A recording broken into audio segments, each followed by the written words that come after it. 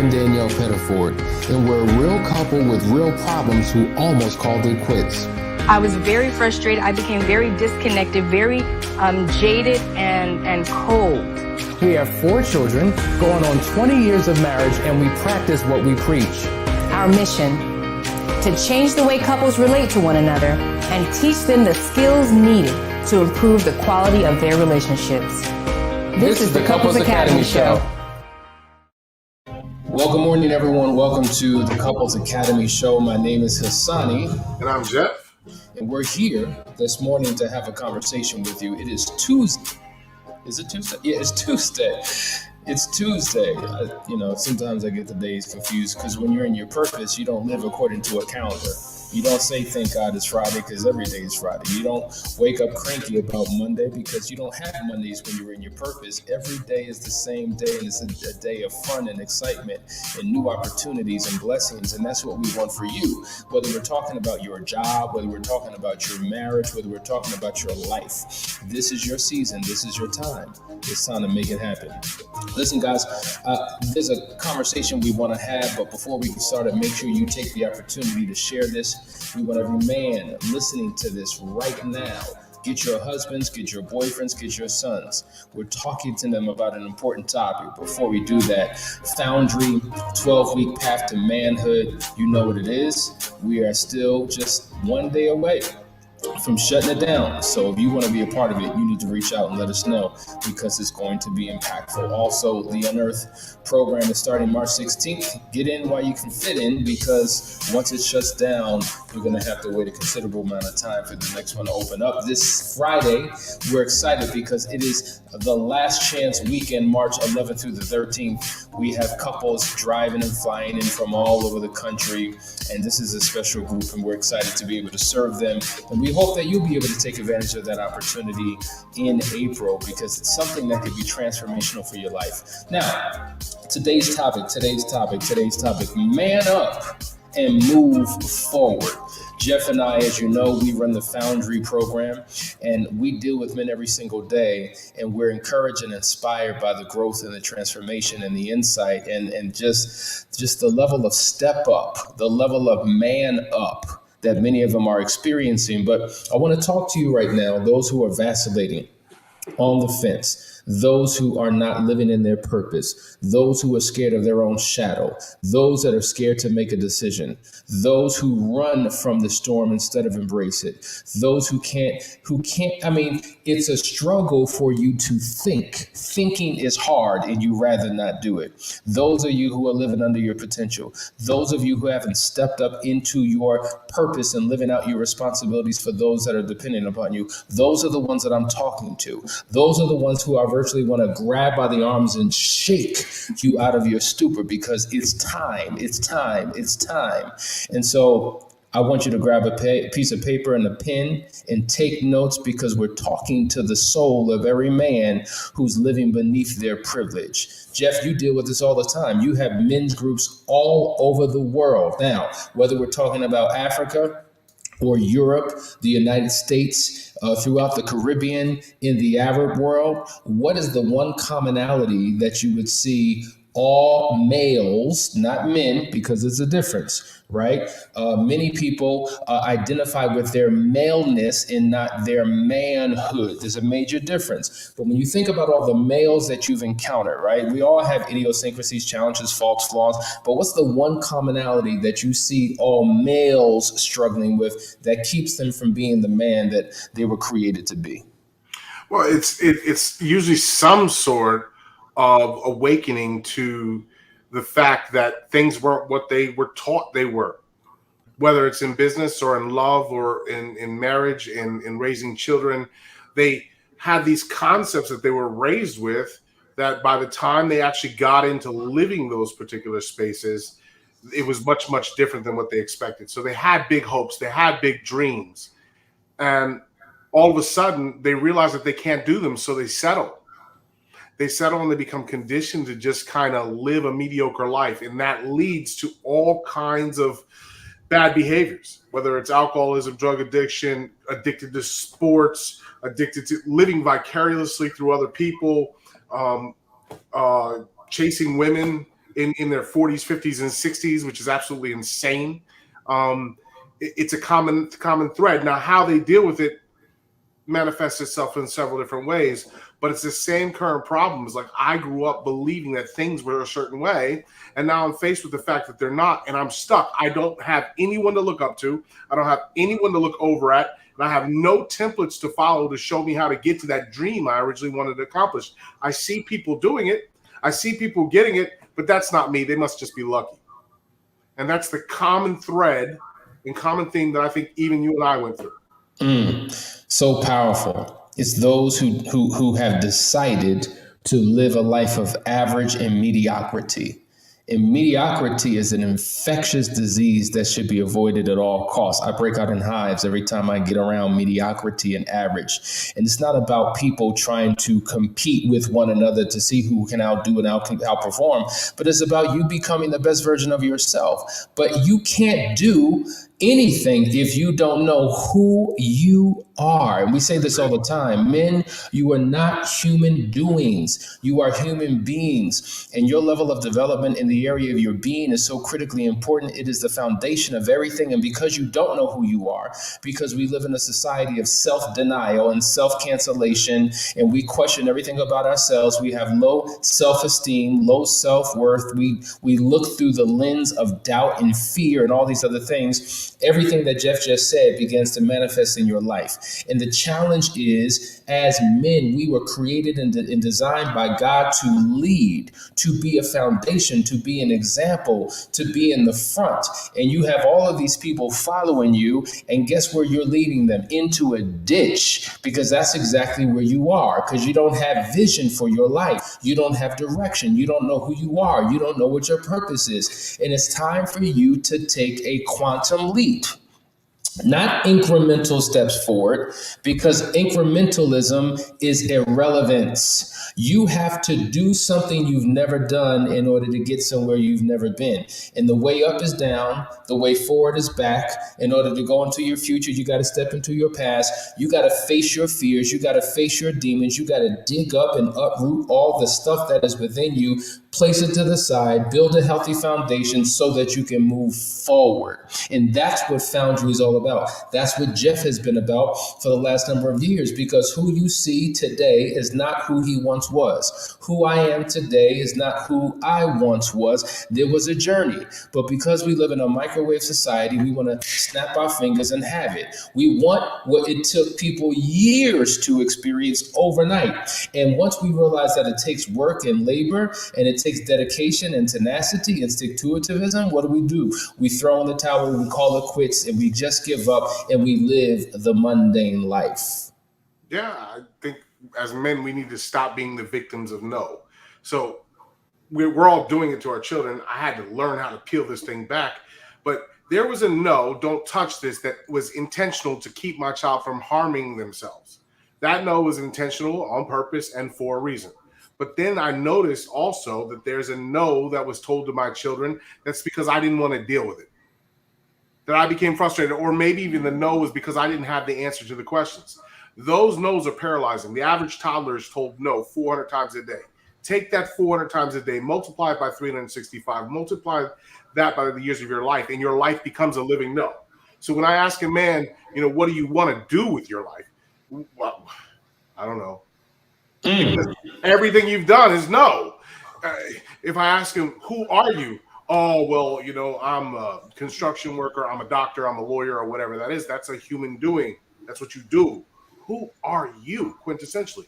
And you should watch these men freeze as they don't know who they are in their essence, in their core. They can't describe who they are essentially down to their core. Before their mother gave them a name, before any of that, there's an essential, quintessential you. You saw that version of you when you were a child. Children playing are walking yeses. Everything's yes. It's explore and it's joy and it's fun. Jesus said, suffer little children to come unto me and forbid them not, because such is the kingdom of heaven. We don't have that playful spirit, that heavenly spirit that causes us to want to explore and expand in our marriages, in our money, in our relationships with others around us, in our physicality. Like, we just let it all go and we settle.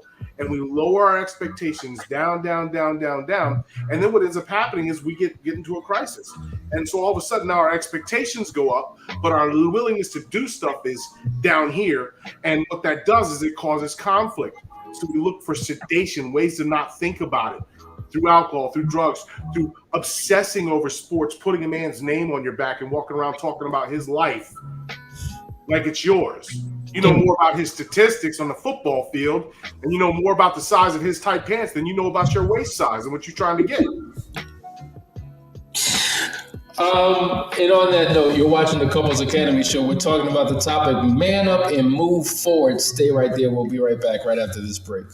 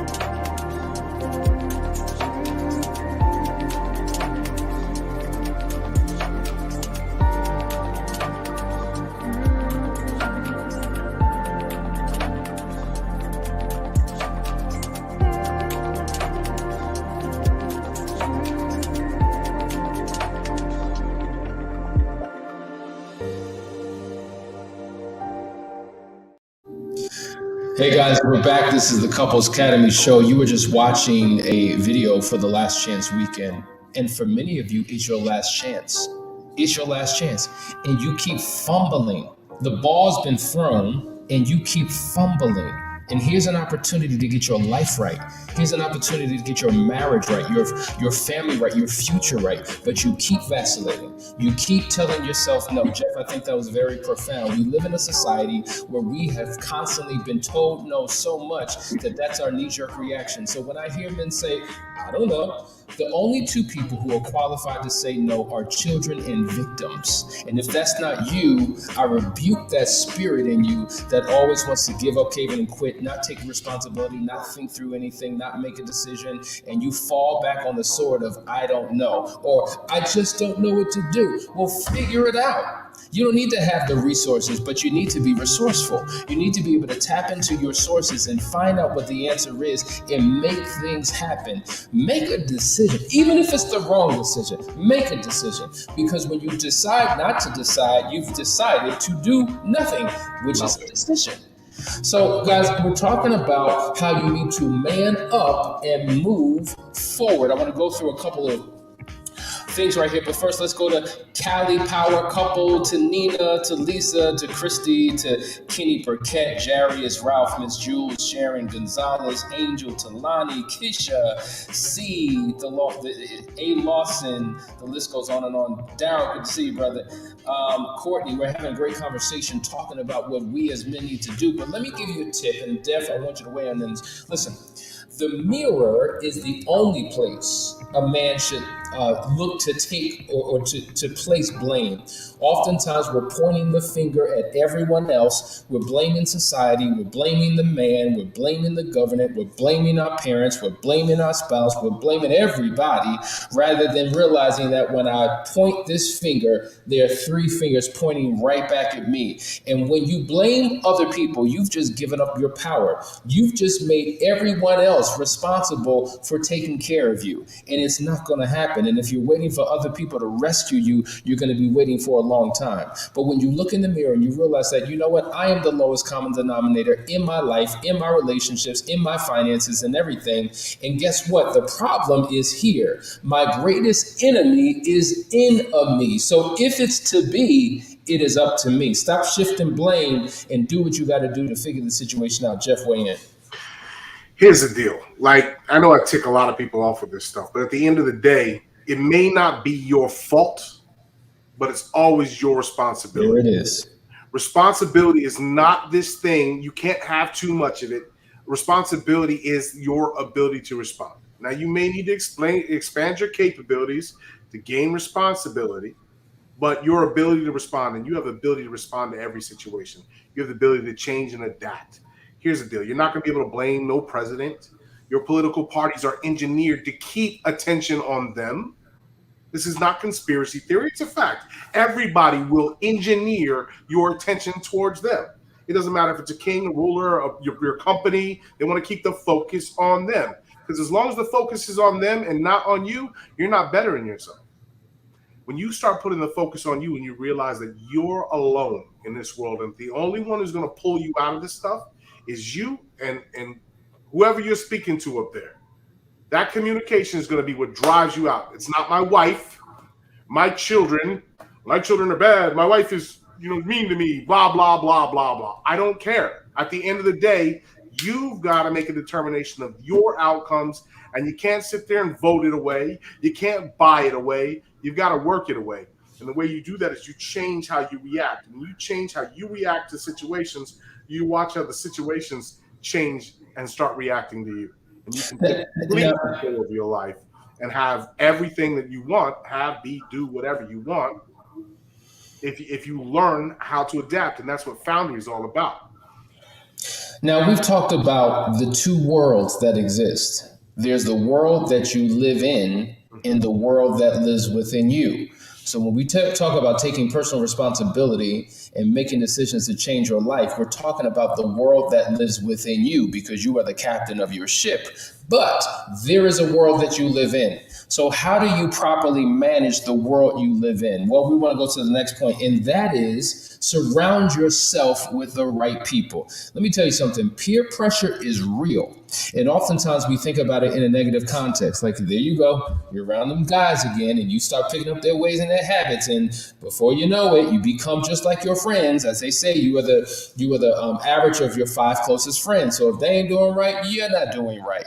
Well, peer pressure can also work in reverse. You have to pick your friends like you pick your fruit. You have to make sure that you find the right mentors. You have to make sure that you're surrounding yourself with positive reinforcing peers that will check you and correct you and keep you in alignment when you begin to venture off. And that's so critically important. And I will say a lot of my success and who I am today has a lot to do with the people that I've intentionally surrounded myself by. I'm always looking for people who are smarter, more successful, more accomplished, more spiritually in tune, better marriages, because there's only one direction that I can go is up. As long as I was the hill on the mountain, if you will, the king of the hill, the king of the mountain, and everyone was lower than me, there was only one direction I could go, and that was down. And I'm going to tell you something, being around the right people means everything when you're not where you need to be at that particular time. And so you got to question your friendships. You really got to evaluate the people that you're connected with. Who are they? What are they doing? What fruit do they bear? Listen, we're going to go and take another quick break, but when we get on the other side, we want Jeff to speak into that very thing. Stay right there. Be right back. Couples Academy is expanding its team to meet the growing demand of people in need of help around the world. So if you're a trained, licensed, or certified expert in marriage enrichment, infidelity recovery, sex therapy, life coaching, cognitive behavioral therapy, divorce mediation, financial coaching, or family therapy, contact us today.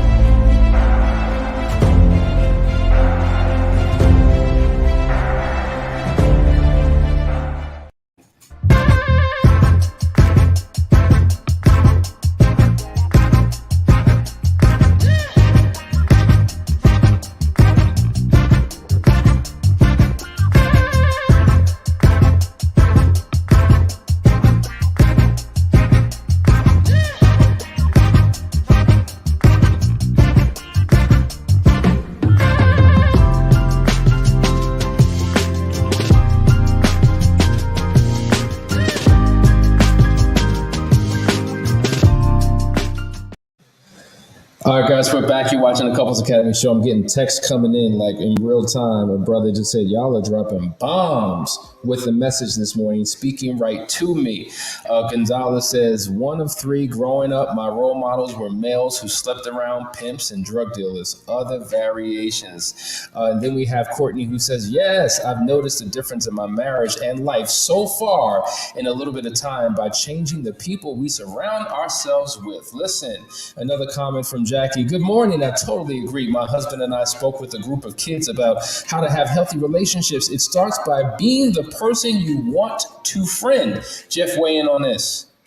Well, I mean, that's it. But I like to go a little bit beyond that even. I like to categorize.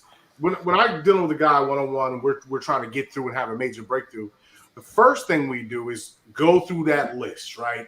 We're going to take all of our goals, our personal goals, our business goals, family, love, all those things. We're looking short-term and long-term, and we're going to line those goals up.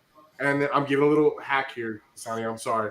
But then I literally have them jot down every time they speak to anyone in their phone list all through the entire week, whether they tweet them, Facebook likes, all that type of stuff. And they mark each one of these things down. And as they mark them down, every time they talk to those people, and then I want to take them at the end of that week, 24 hours a day, 7 days a week, have them match it up to their goals. If you've got a bunch of people who are distractions from your goals in your life, you're wrong. Now, above and beyond that, I like to separate people into categories because a lot of people don't understand. Sonny, you say, hey, listen, surround yourself with people you want to be around. Surround yourself with people better than, and a lot of people don't know how to do this. Well, first you got to filter out the junk before you can make yourself available for the good.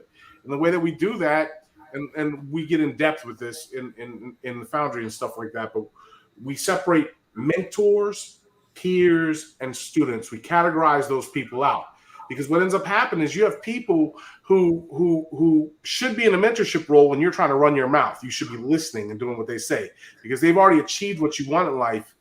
I don't know how many guys come in and they get slammed by me on the first day because, bro, you're sitting there talking to me about money and you ain't got none. You're talking to me about a loving relationship and your wife don't even like you.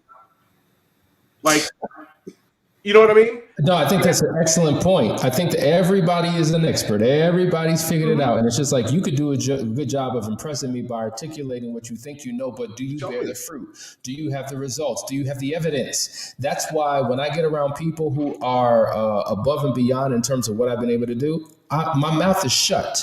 Because I'm seeking to learn. I'm not trying to impress them because they're not impressed by me. It's not about what I say, it's about what I do. We were just talking about this today to the men's group, that there are only 2 words in the English dictionary that mean anything.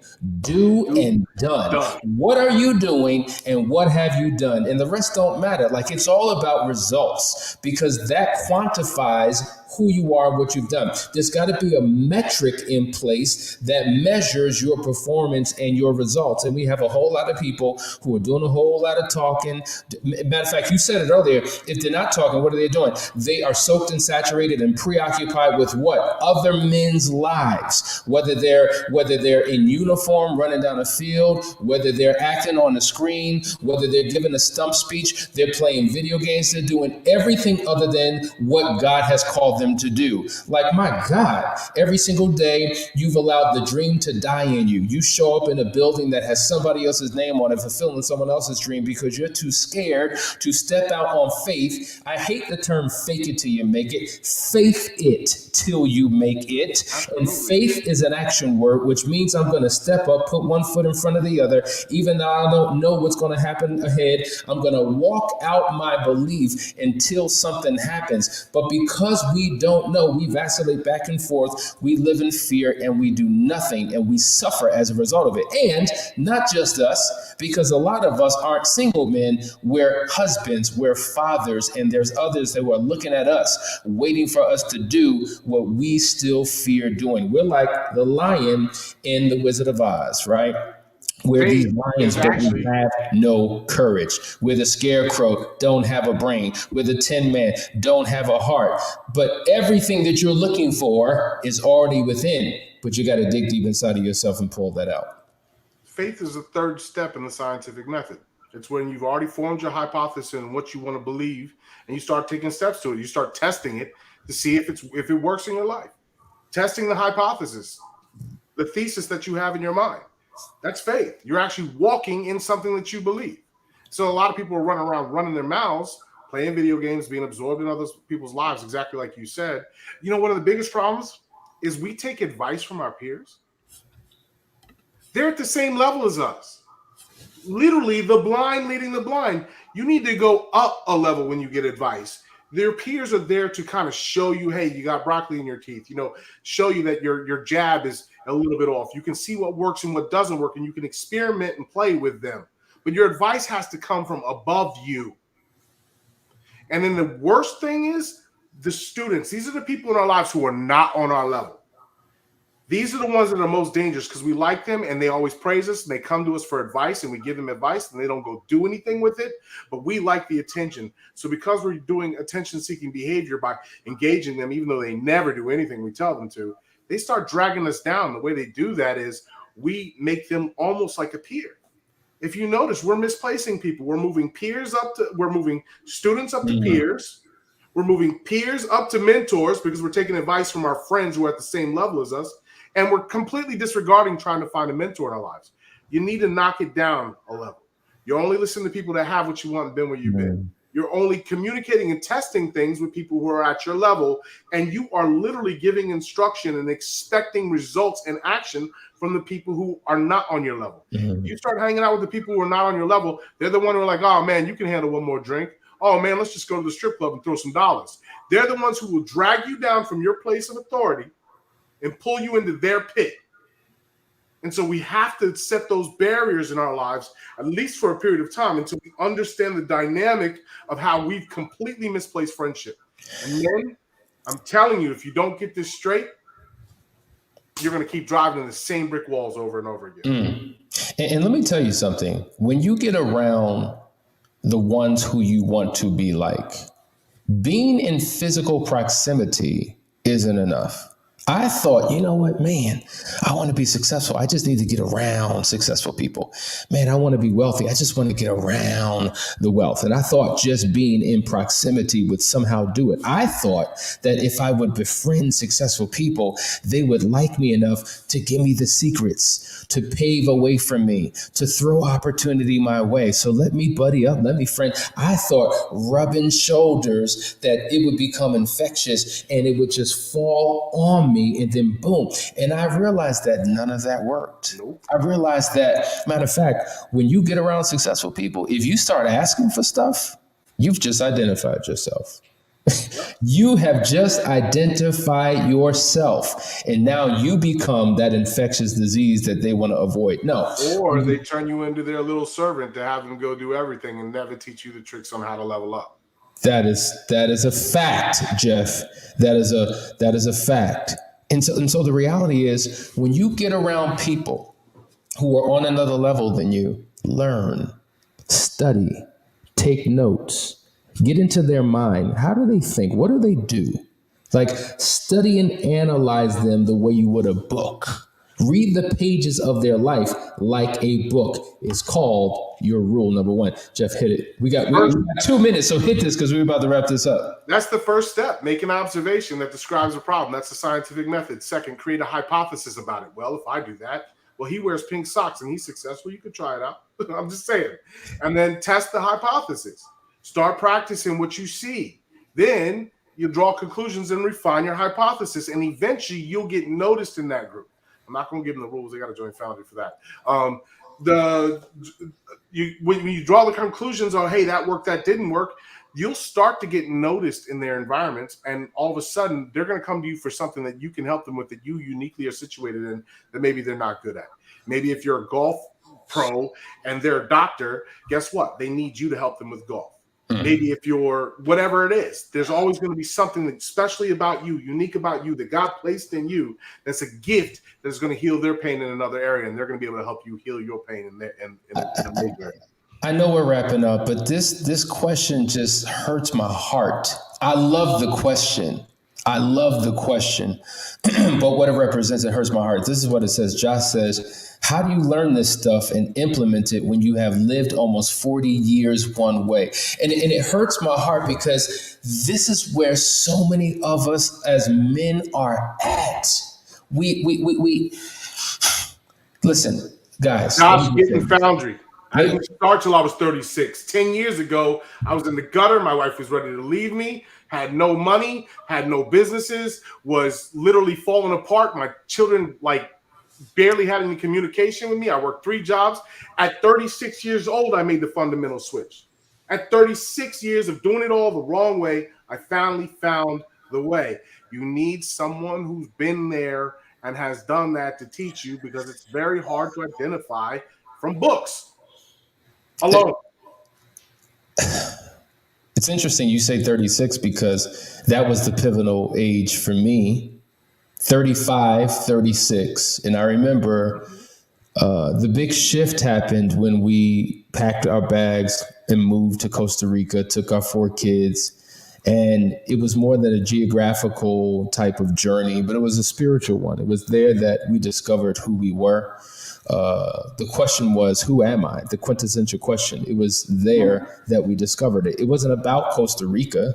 It was about the fact that we were willing to step away from any and all and everything and to get lost in ourselves. And that's when we found who we really were. And it was from that time that life began to shift, because prior to that, to your point, Jeff, I know what it's like to struggle. I know what it's like to not have. I know what it's like to 1 month, you got eviction, but not what you get. We were rented at the time. So you had a late notice, right? Eviction notice, then the next month the water's off, then the next month the lights off, then that. We were on the struggle bus. Financially, we were just in a wretched situation. Relationally, we weren't on a good page. Spiritually, there were some things that were missing. And once we took, and now we're talking 35 years, right? Almost 40. But I knew that there had to be something more than this. And I was hungry enough to go out and seek it until I found it. And just like a mouse in a maze, sometimes you go one way and you realize, oh, brick wall, that's not the way. Then you go another way, brick wall, oh, that's not the way. And you're using all of your effort and trial and error and you're messing up. But it took connecting with someone else that said, no, don't go that way. This is the way that you go. In addition to surrounding myself with the right people, it was listening to the inner voice within me.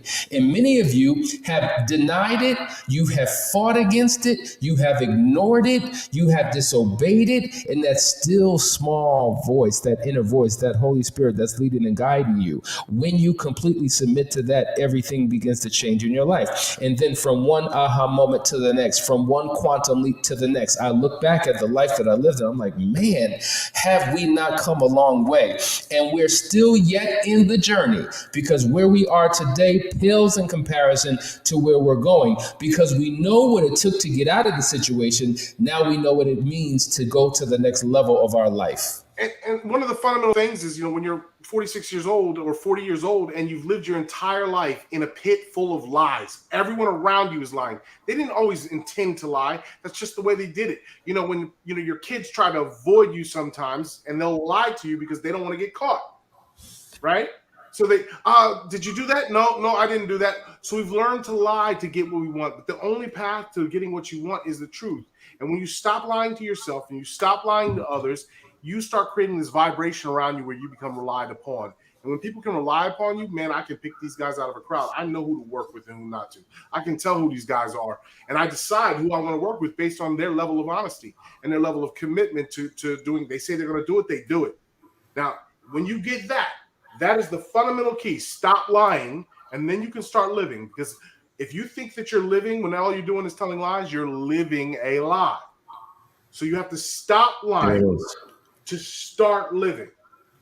Let me just say this as we close. Nina says, oh my God, we are women. We as women need to hear this too. And it's true, you do. But the reason why we're talking to the men, because as men, we are the foundation. When you think about a home, in order to build a home, first you must dig deep, wide, to build a foundation, because the foundation supports the entire house. Whenever architects are building a house, they do all types of calculations to determine, how wide, how depth, how all of that, the foundation should be. And then God created us to be the foundation of the family. You see? So when we get it right, we're setting ourselves up for success as a family unit. So men, I need you to listen to this again and again and again and again and again. And I don't care what the statistics say about where men are and what they're doing. I was listening to a business book today, Jeff, and in the book it said, I don't believe in statistics. I believe in calculus. In essence, he was saying, if you understand math and equations, regardless of the statistics, you can create the reality that you want. It's a scientific approach, and when you get it, life begins to change. Brothers and sisters, we love you. Thank you for being a part of our conversation today. This was good. We ain't even scratched the surface. We're coming back tomorrow for more. Hopefully Jeff can join. If not, I'm going to carry it. But we need to dig in deep to this message till transformation takes place. Join Foundry. Not too late. Link is in the description. Love you guys. See you tomorrow. Peace.